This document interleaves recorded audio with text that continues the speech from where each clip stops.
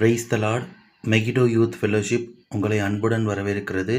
இன்னைக்கு பார்க்க போகிற வேத பகுதி சங்கீதம் 109வது அதிகாரம் 30வது வசனம்.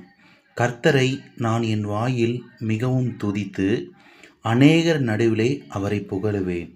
இதை பார்த்துட்டு இருக்க ஒவ்வொரு நபரும் தேவனை துதிக்கணும், ஒர்ஷிப் பண்ணணும், அவருடைய நாமத்தை மகிமைப்படுத்தணும், அநேக ஜனங்கள் மத்தியில் தேவனை உயர்த்தணும், அநேக ஜனங்கள் மத்தியில் தேவனை புகழணும். அப்படி உள்ள நபராக இன்றைய நாளில் நம்ம ஒப்பு கொடுப்போம். தேவன் மகிமையான காரியங்கள் செய்வாங்க, அற்புதங்கள் செய்வாங்க. ஜெபம் செய்வோம்.